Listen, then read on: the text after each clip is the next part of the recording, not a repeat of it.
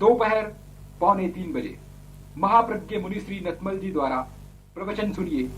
विषय है आभा मंडल और शक्ति जागरण।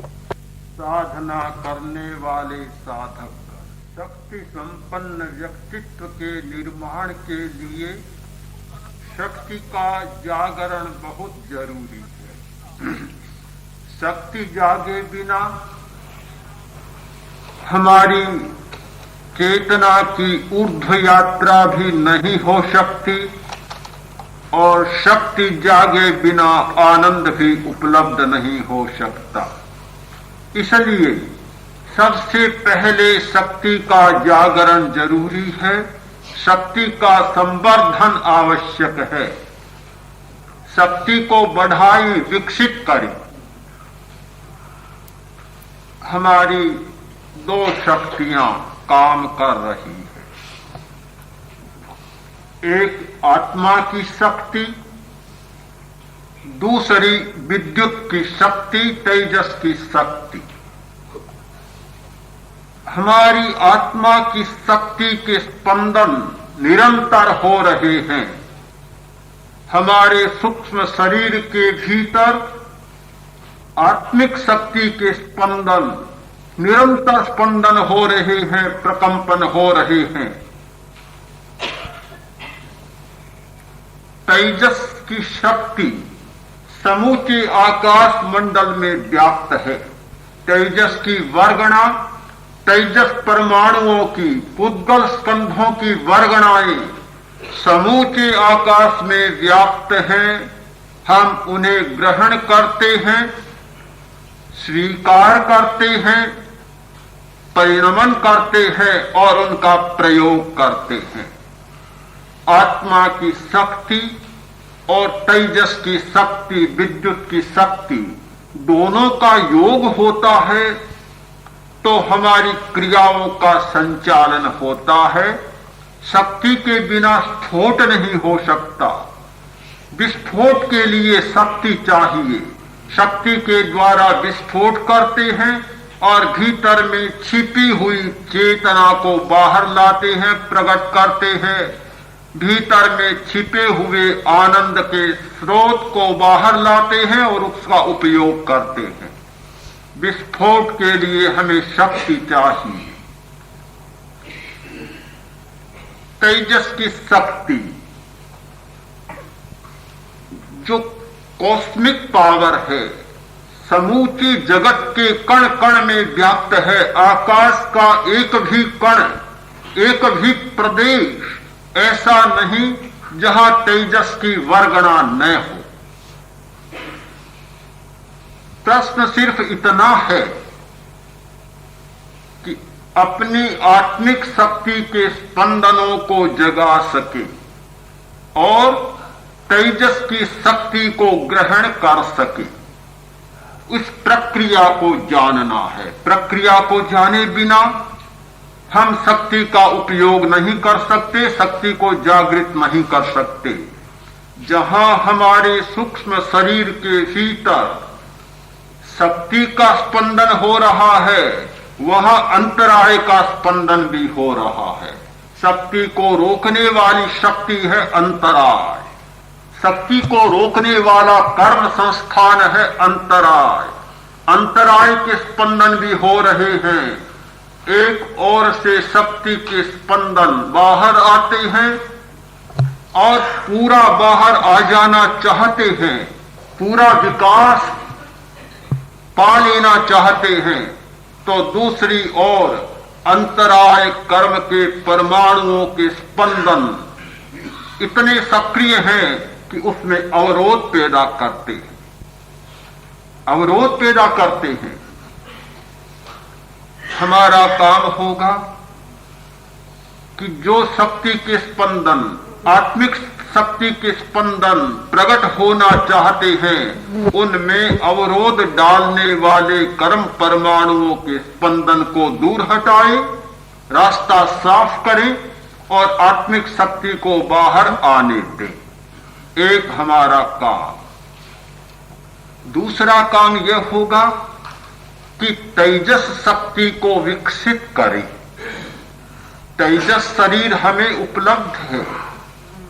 हमारा एक सूक्ष्म शरीर है तेजस शरीर, विद्युत का शरीर, तेज के परमाणुओं का शरीर, वह हमें सहज उपलब्ध है। जो सहज उपलब्ध है उस शरीर की शक्ति को सक्रिय बनाए, उसे विकसित करें। उसको विकसित करने के लिए बाहर के तेजस परमाणुओं को स्वीकार करना बहुत जरूरी है। जितने तेजस के परमाणु अधिक मात्रा में उपलब्ध होंगे, तेजस शरीर शक्तिशाली बनेगा और उसकी क्षमता बढ़ेगी। उसे बढ़ाने की प्रक्रिया भी हमें जाननी है कि तेजस शक्ति को कैसे जागृत किया जा सकता है और तेजस शरीर की क्षमता को कैसे बढ़ाया जा सकता है और कैसे तेजस के परमाणुओं को भीतर लिया जा सकता है।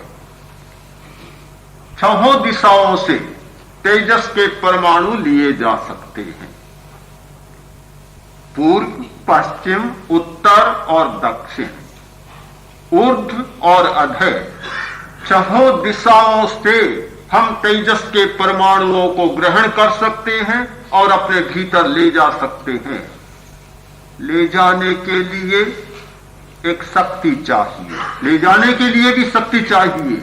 ले जाने की शक्ति नहीं होती है तो भी हमारा काम नहीं चलता। तो हम शक्ति पर और विचार करें। शक्ति कोई शरीर की शक्ति नहीं। जहां शक्ति का प्रश्न होता है हम मुख्यतः शरीर की शक्ति पर ही विचार करते हैं। शक्ति केवल शरीर की शक्ति नहीं, शरीर की शक्ति काय बल, वाणी की शक्ति वचन बल और मन की शक्ति मनोबल, तीनों शक्तियां चाहिए। शरीर की शक्ति भी चाहिए, वाणी की शक्ति भी चाहिए और मन की शक्ति भी चाहिए। शक्ति केवल तीन ही नहीं है, ये तो सब शाखाएं हैं, सब शाखाएं। शक्ति एक सामान्य शक्ति है, शक्ति के पीछे कोई बात नहीं जुड़ती।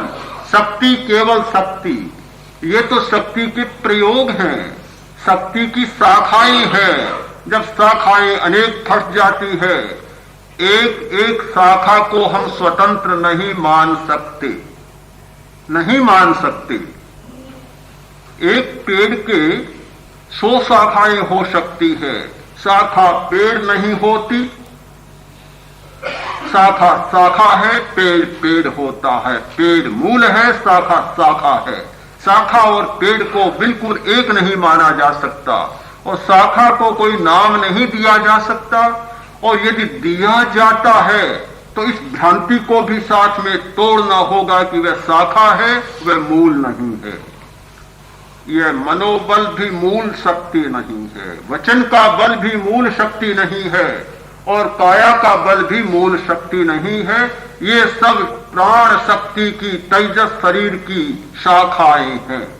शाखाएं मनोविज्ञान के क्षेत्र में एक भ्रांति उत्पन्न हुई, वह मनोवैज्ञानिकों के द्वारा शायद नहीं भी हुई होगी, किंतु मनोविज्ञान का अध्ययन करने वाले विद्यार्थियों में या मनोविज्ञान की चर्चा करने वाले लोगों में एक बहुत बड़ी भ्रांति पैदा हो गई और उन्होंने मान लिया कि शक्ति केवल काम ही है, काम शक्ति ही है और जितना कुछ होता है केवल काम शक्ति का विकास है, उसका सब्लिमेशन है। मानता हूं बहुत बड़ी भ्रांति हुई। इस भ्रांति को डॉक्टर युंग ने बहुत अच्छी तरह से तोड़ा था, निरस्त किया था। एनालिटिकल साइकोलॉजी के प्रवर्तक डॉक्टर युंग ने कहा कि लिबिडो यह कोई काम शक्ति का पर्यायवाची नहीं है। लिबिडो एक सामान्य शक्ति है, सामान्य शक्ति, और जितनी ये शक्तियां हैं, मन की शक्ति या दूसरी दूसरी शक्तियां, वे सब उस सामान्य शक्ति लिबिडो की शाखाएं हैं, किंतु एक काम शक्ति नहीं है। एक बहुत बड़ी भ्रांति को निरस्त किया। और बहुत सही बात है कि शक्ति तेजस की शक्ति है।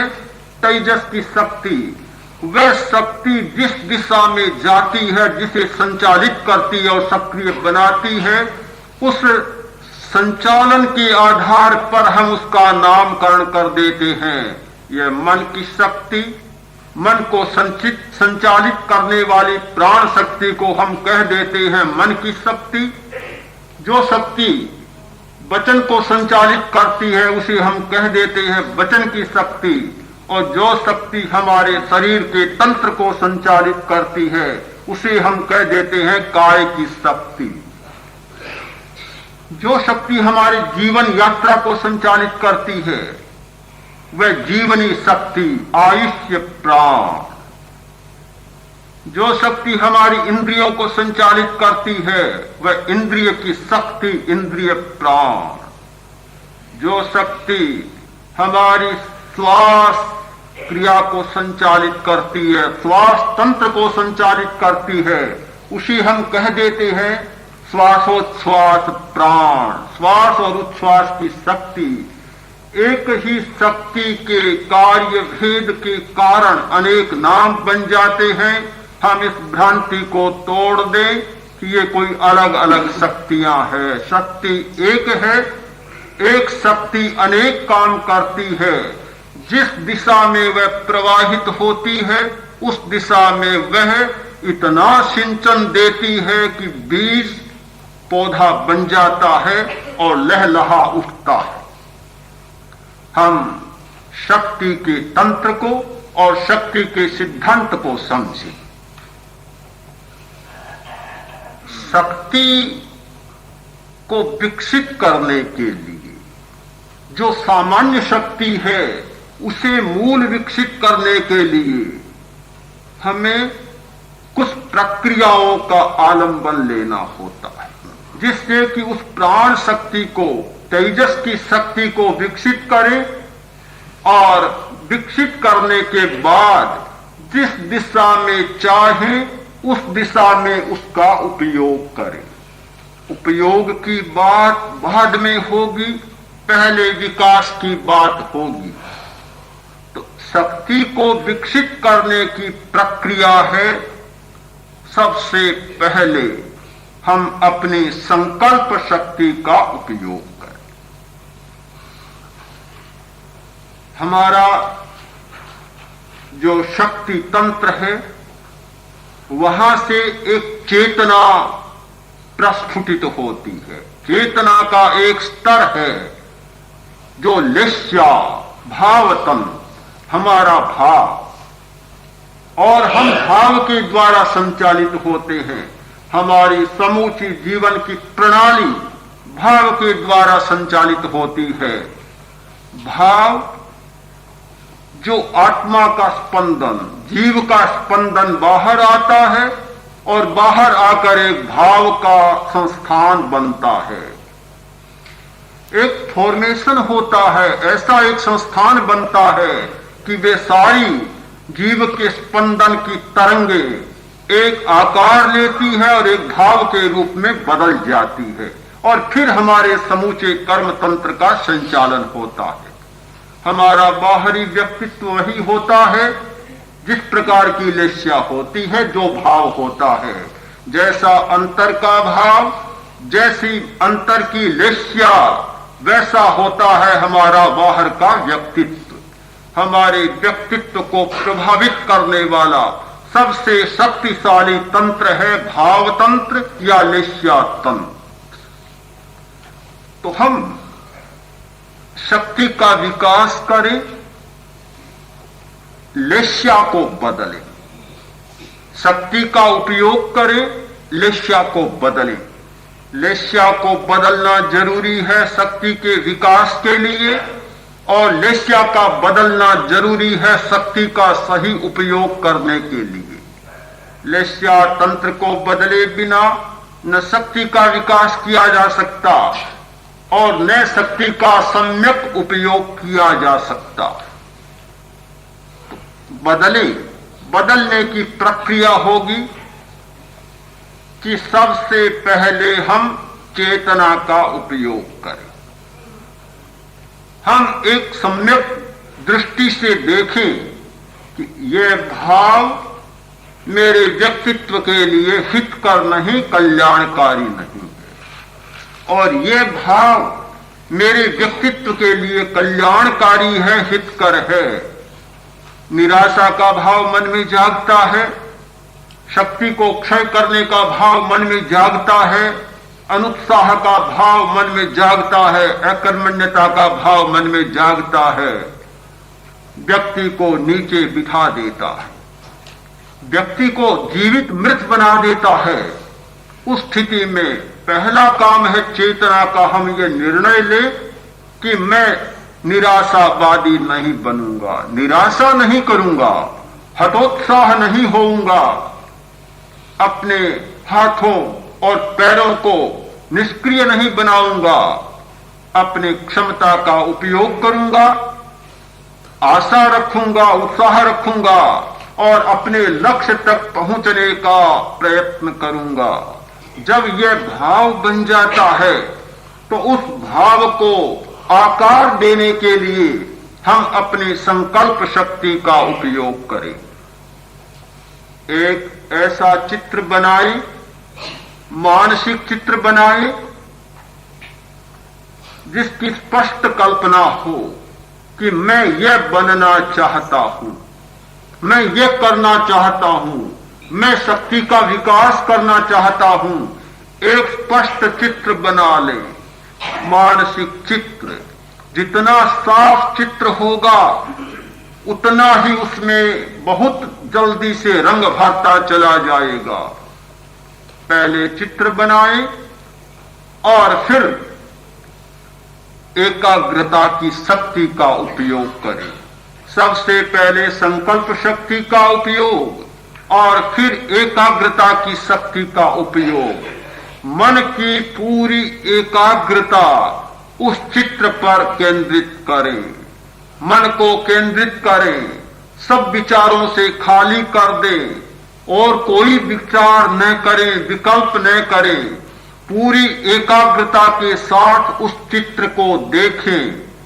मन में जो भी विकल्प उठे उन विकल्पों का उत्तर न दें, केवल दृष्टा बनकर उस चित्र को देखते जाए, स्पष्ट करते जाए। एकाग्रता की शक्ति का योग मिलेगा, संकल्प की शक्ति आकार लेना शुरू कर दे। फिर इच्छा शक्ति का उपयोग करें। हमारा भाव, जो भाव होता है, वह भाव हमारे आंतरिक शब्दों का, आंतरिक आत्म सूचनों का योग पाकर और इच्छा शक्ति के रूप में बदल जाता है। भावना के द्वारा इच्छा शक्ति में बदल जाता है।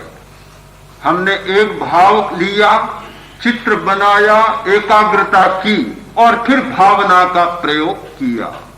तीसरी स्टेज में भावना का प्रयोग, ऑटो सजेशन का प्रयोग, मनोविज्ञान की भाषा में आत्मसूचन का प्रयोग। आत्मसूचन का प्रयोग करें। मैं ये होना चाहता हूं, मैं ये करना चाहता हूं, मैं अपनी तेजस की शक्ति का विकास करना चाहता हूं। आत्मसूचन का प्रयोग करें। कितनी बार कि जब तक करना चाहे। आत्मसूचन की पूरी प्रक्रिया को समझकर आत्मसूचन का, ऑटो सजेशन का, भावना का प्रयोग करें, जिससे कि आपका जो भाव था वह भाव इच्छा शक्ति में बदल जाए, दृढ़ निश्चय में बदल जाए और पूरा साफ आकार लेना शुरू कर दे। संकल्प शक्ति का प्रयोग, एकाग्रता की शक्ति का प्रयोग और इच्छा शक्ति का प्रयोग, ये तीनों प्रयोग जब एक साथ मिलते हैं तो हमारी लेस्या का रूपांतरण हो जाता है। लेस्या बदल जाती है, लेस्या बदलती है और साथ साथ में आभा मंडल भी बदल जाता है। हमारे अंतःकरण में सूक्ष्म शरीर के भीतर है लेस्या यानी भाव का मंडल, और उसका संवादी एक अंग है आभा मंडल, जो हमारे शरीर के बाहर चारों ओर वलयाकार एक अंडे के आकार में होता है। हमारा आभा मंडल जैसी लेस्या वैसा आभा मंडल, जैसा भाव मंडल वैसा आभा मंडल। भाव बदलता है, साथ साथ में आभा मंडल बदल जाता है। भाव उदात्त होता है, पवित्र होता है, आभा मंडल के रंग बदल जाते हैं, रस बदल जाते हैं, स्पर्श बदल जाते हैं। भाव खराब होते हैं, आभा मंडल का रंग काला हो जाता है। भाव अच्छा होता है, आभा मंडल का रंग पीला हो जाता है, लाल हो जाता है, सफेद हो जाता है, सारे धब्बे समाप्त हो जाते हैं। दोनों साथ साथ चलते हैं।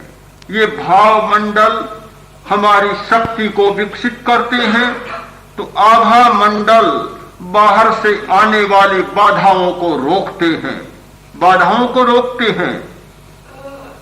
आपने अनुभव किया होगा कि बहुत बार बैठे होते हैं और अकस्मात विचार आ जाते हैं, और वे विचार आ जाते हैं जो आप करना नहीं चाहते।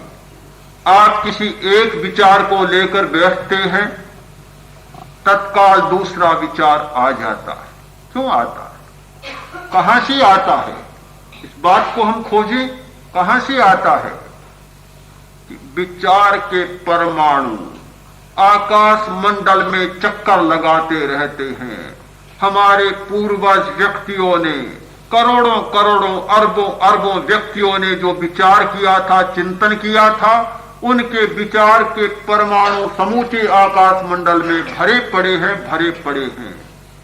और जब आप जिस विचार की रेंज में आते हैं, तत्काल वह विचार आपके मस्तिष्क में घुस जाता है और फिर आपका विचार बन जाता है। आप ये न माने कि हम जो सोचते हैं वे सब हमारे विचार होते हैं।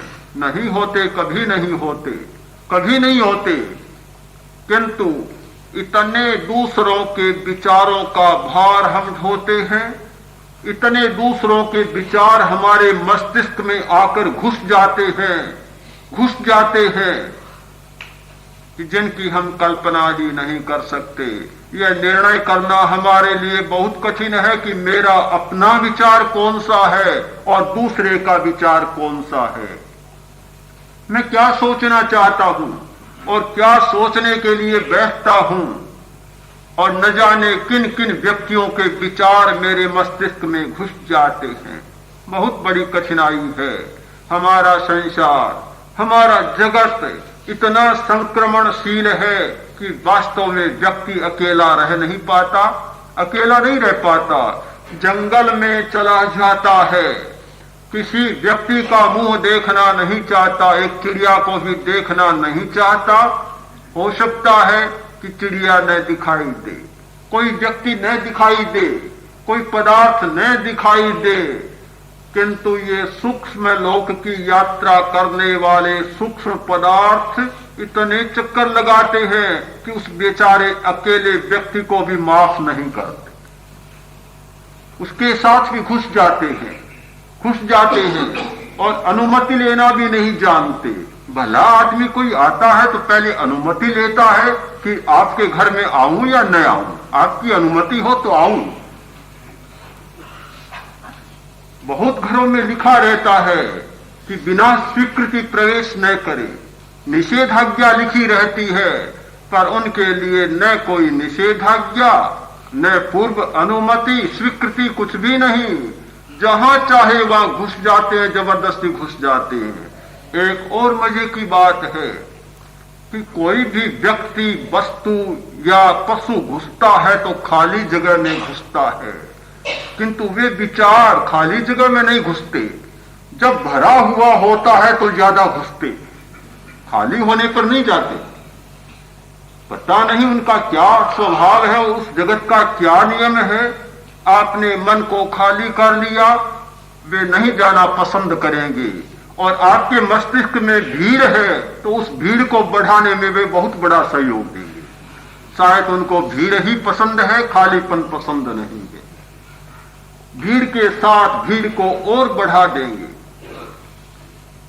ये विचारों का द्वंद्व जो चलता है, विचार आते रहते हैं। उन विचारों को हम तब तक नहीं रोक सकते जब तक हमारा आभा मंडल शक्तिशाली नहीं बन जाता। ये आभा मंडल काम करता है कि बाहर से आने वाले किसी भी विचार को भीतर न जाने दे। जब तेजोलेश्या का आभा मंडल बनता है, बुरे विचारों के लिए दरवाजे बंद हो जाते हैं, फिर वे भीतर नहीं जा सकते। जब पद्मलेश्या का आभा मंडल बनता है, हिम्मत नहीं कि बुरे विचार इधर से उधर उसमें घुस सके, प्रवेश पा सके।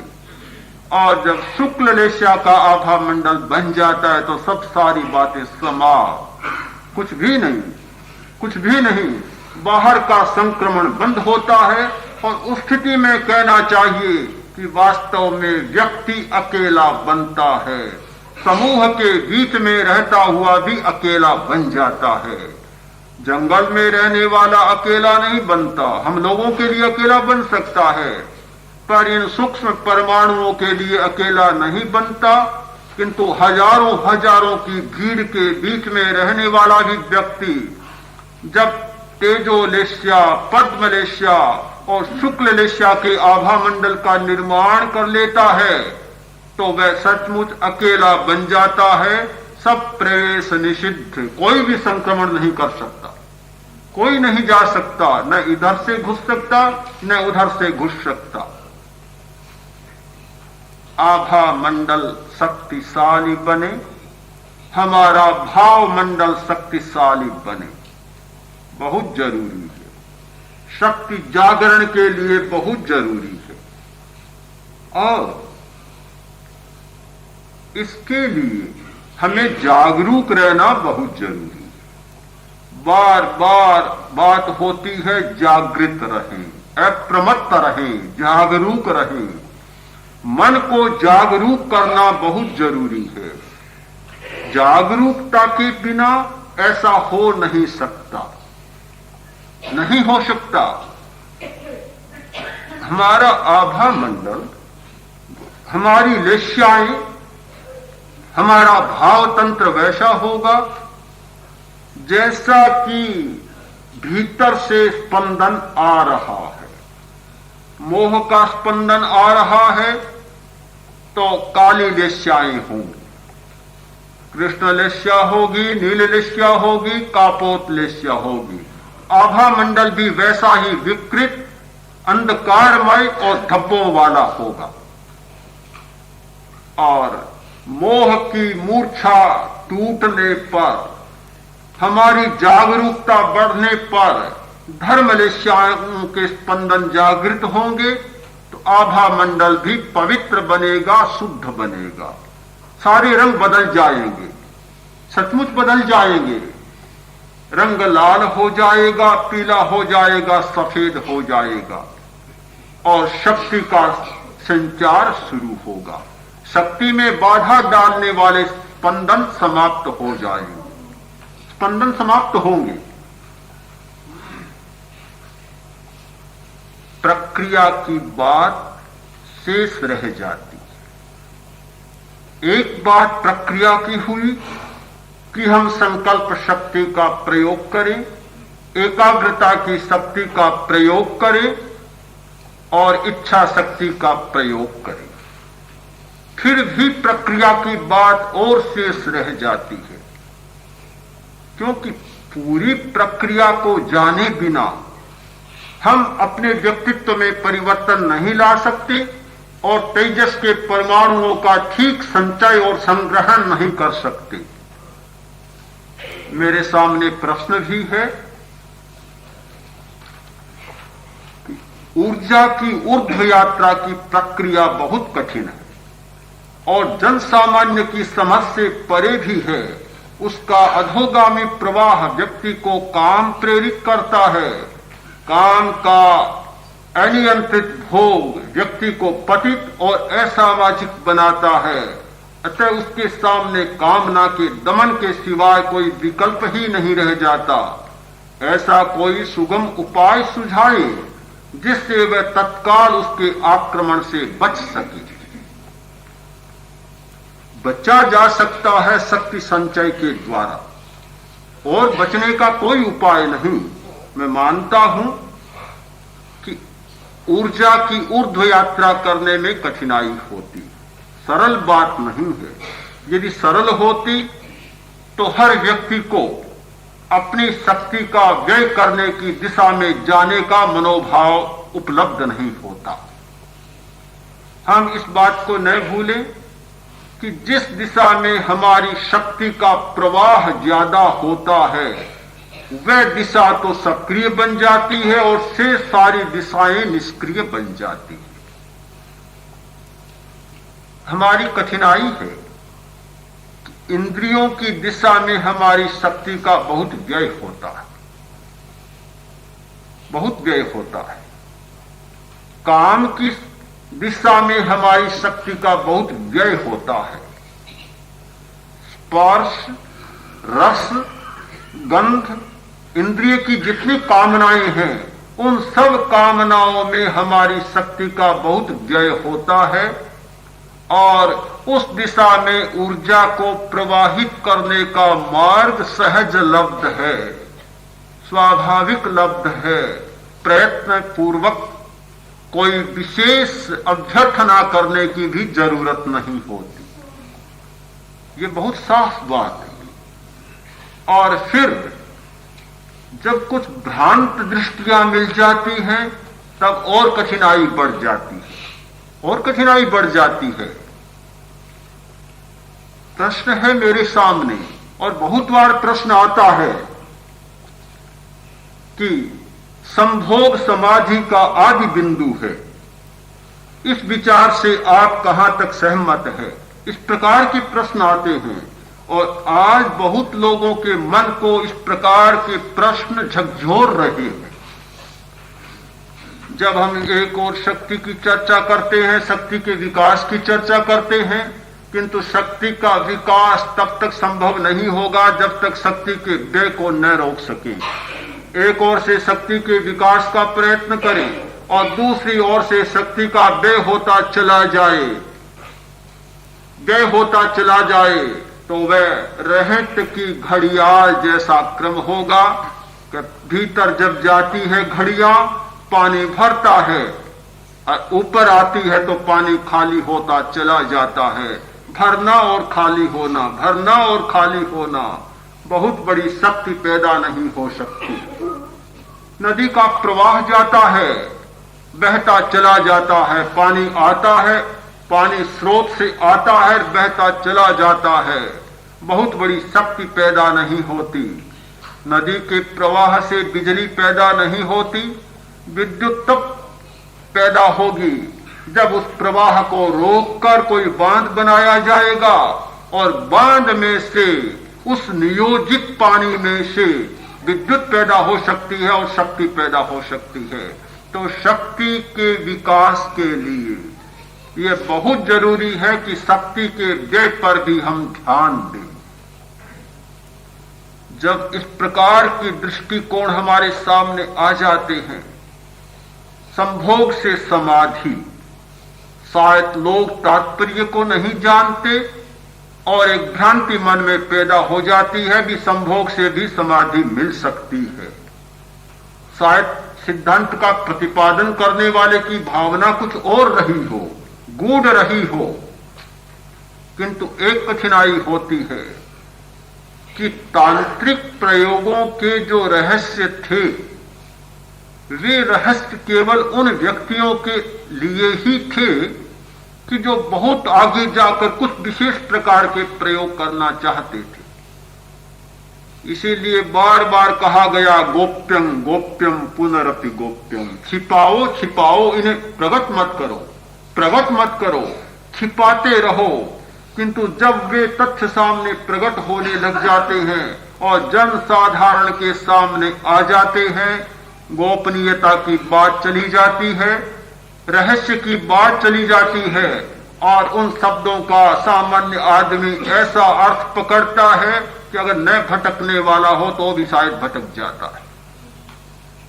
तर्क होता है कि संभोग अवस्था में निर्विचारता आती है, एक सुख का अनुभव होता है, और उस निर्विचारता और उस सुख की अनुभूति ने ही समाधि को जन्म दिया है। मनुष्य ने समाधि की खोज इसीलिए की कि उसे उस सुख का अनुभव हुआ कि निर्विचारता की स्थिति में जो सुख का अनुभव हुआ, तब मनुष्य ने समाधि की खोज की।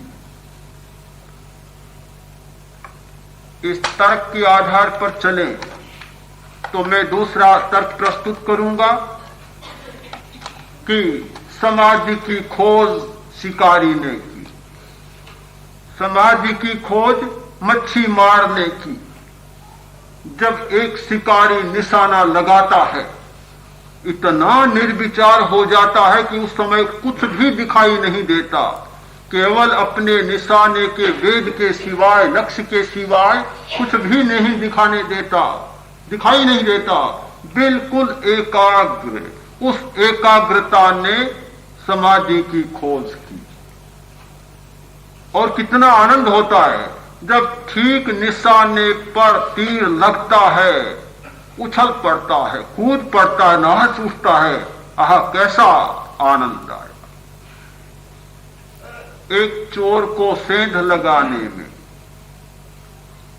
एक बगुले को मछली पर ध्यान केंद्रित करने में जितनी एकाग्रता करनी होती है, शायद समाधि के सारे स्रोत हैं कि इन स्रोतों पर समाधि की खोज की गई। क्यों न माने? महावीर ने कहा यह समाधि है, ध्यान है, कोई मतभेद नहीं। एक सेंध लगाने में जो एकाग्रता होती है, एक चिड़िया को मारने में जो एकाग्रता होती है, यह ध्यान है। ऐसे ऐसे लक्ष्य वेदी भारत में पैदा हुए हैं, ऐसे ऐसे लक्ष्य वेदी। एक धनुर्धर आया और बोला कि मैं ऐसा लक्ष्य वेद सकता हूं, एक बाण चलाऊं और उसकी सीध में वृक्ष के 100 पत्ते हैं तो 100 पत्ते ही बिन जाए। इतना बड़ा लक्ष्य वेदी। दूसरों को आश्चर्य हुआ। एक व्यक्ति बोला, कोई आश्चर्य की बात नहीं, तुम मेरे गुरु को नहीं जानते, और अगर मेरे गुरु को जान लो तो तुम्हारी बात बहुत छोटी पड़ जाएगी। उसने कहा इससे भी ज्यादा कोई लक्ष्य वेदी है, चलो तुम्हारे गुरु के पास। गुरु के पास ले गया, अपनी बात बताई। शिष्य ने प्रार्थना की, गुरुदेव थोड़ा सा दिखाई इनको भी लक्ष्य वेद कैसा होता है। शिष्य की बात मानी। गुरु उनको साथ लेकर और एक पहाड़ की चोटी पर चला गया। ऐसे शिलाखंड पर खड़ा हुआ जहां नीचे भयंकर गड्ढ और दरारें, अगर आदमी गिर जाए तो फिर पता ही नहीं कोई था या नहीं था। इतनी भयंकर शिला के खंड पर खड़ा हो गया गुरु, और आंखें ऊपर उठाई। सब लोग देख रहे हैं। पक्षियों का झुंड आया और आंखें ऊपर उठाई। जैसे ही आंखों की रेंज में पक्षियों का समूह आया और सारा का सारा नीचे गिर पड़ा। लक्ष्य भेद हो गया। आंख से बींध दिया। बाण की जरूरत नहीं, तीर की जरूरत नहीं, आंख से सबको बींध दिया और नीचे गिरा दिया। क्या ध्यान नहीं है? बहुत बड़ा ध्यान है, बहुत बड़ा ध्यान है, बहुत बड़ी समाधि है, बहुत बड़ी एकाग्रता है। एकाग्रता है, समाधि है, ध्यान है, किंतु समाधि नहीं होती। आचार्य भिक्षु की बात बहुत सुंदर लगती है। उन्होंने कहा कि गाय का भी दूध होता है, आक का भी दूध होता है, ठोहर का भी दूध होता है। दूध दूध है, कोई फर्क नहीं। दूध दूध है, किंतु गाय के दूध की जगह आग का दूध पी ले। शिविरार्थियों को बहुत दूध की जरूरत है, इतना सुलभ न हो तो आग बहुत है। हाँ, जल्दी मिल जाएगा, शाम को प्रतीक्षा नहीं करनी पड़ेगी कि गाय आई या नहीं आई। आसपास में आग की कोई कमी नहीं है। आदमी जाता है, आग का दूध लेकर आता है, कैसा लगेगा आपको? समाधि समाधि है, ध्यान ध्यान है। आग का दूध है और गाय का दूध है। हम यह भी मान लें कि मनुष्य ने कभी आग का दूध पिया होगा, इसलिए दूध की खोज की होगी। बहुत बड़ी एक भ्रांति हो जाती है। साधारण आदमी यही समझ लेता है कि संभोग समाधि का साधन है, यानी संभोग में जाने से समाधि उपलब्ध हो जाती है। फिर क्यों ध्यान की साधना करें, क्यों शिविर में आए, क्यों इतना श्रम करें, क्यों मन को इतना केंद्रित करने का उपक्रम करें? अपने आप जो घटना घटित होती है उसके लिए इतना जंजाल बिछाने की जरूरत नहीं है। आप भ्रांति में न जाएं। ध्यान के नाम से और समाधि के नाम से, इस नाम से केवल न भ्रांत बने, नाम से भ्रांत न बने। थोहर का नाम भी कनक है। बड़ा विचित्र है संस्कृत के कोशों में कि दत्तूरे के जितने नाम वे शक्तिशाली बनाए, दूसरी ओर उस विद्युत की तेजस की खपत को कम करें। ऐसा न हो कि जैसे जैसे अनाज बढ़े, खाद्य बढ़े और वैसे वैसे आबादी बढ़ती जाए, खपत भी बढ़ती जाए, तो लेखा पूरा का पूरा कुछ फर्क नहीं पड़ेगा। काम तब होगा कि इधर से उत्पादन बढ़ता है, उधर से आबादी घटती है, खपत घटती है, तो अनाज का भंडार बन सकता है। हमारी शक्ति का भंडार तब बनेगा, इधर से हम संकल्प शक्ति के प्रयोग के द्वारा, प्राण संग्रह की प्रक्रिया के द्वारा, प्राण भरने के द्वारा शक्ति के भंडार को बढ़ाए और उधर खपत कम करें, व्यय कम करें, खर्च कम करें, तो फिर हमारा शक्ति का भंडार बढ़ेगा, शक्ति का जागरण होगा, हमारा आभा मंडल शक्तिशाली बनेगा, हमारा भाव तंत्र शक्तिशाली बनेगा और हम अपने आसपास एक ऐसे कवच का निर्माण करने में समर्थ हो जाएंगे जो कवच सारे बाहरी आक्रमणों से, संक्रमणों से हमें बचाता रहेगा।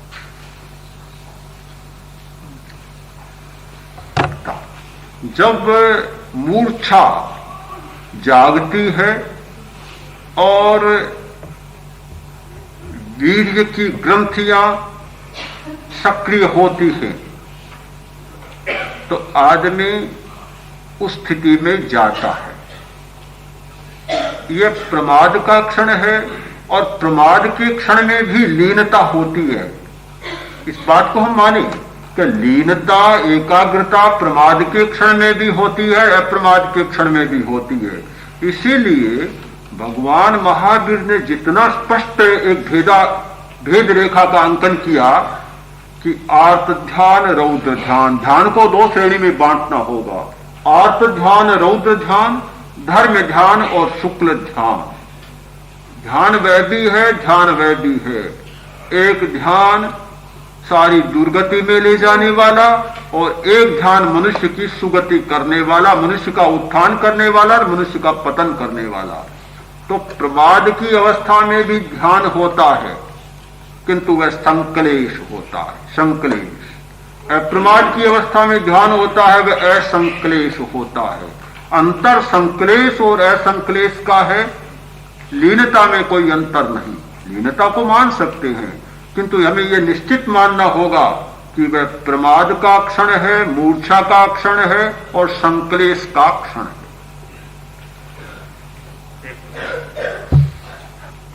क्रोध आदि कसायों को शांत करने के लिए क्या आसन भी उपयोगी है?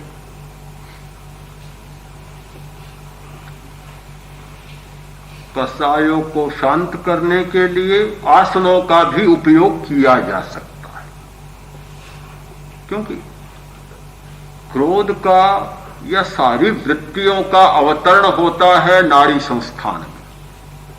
और यदि नाड़ी संस्थान को ठीक रखना हम जान जाते हैं तो इतना काम हो जाता है कि क्रोध का विपाक होगा, उदय होगा, किंतु नाड़ी संस्थान हमारे आदेशों को, निर्देशों को मानने लग गया तो उसका अवतरण नहीं होगा, उतरेगा नहीं, निष्क्रिय होकर ऐसे ही प्रदेशोदय में चला जाएगा, निष्क्रिय बन जाएगा। उपयोग तो है, ऐसी बात नहीं कि उपयोग नहीं।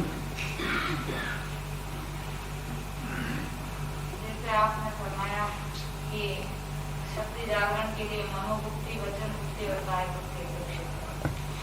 और एक तरफ यह भी कहा जाता है कि जिस अंग से जो काम होते हैं तो वह निष्क्रिय हो जाएगा। तो यदि हम ये बुद्धि करें तो ऐसा नहीं होगा, हमारी शक्ति फिर हम उससे काम नहीं कर सकेंगे। यदि हम बोलेंगे नहीं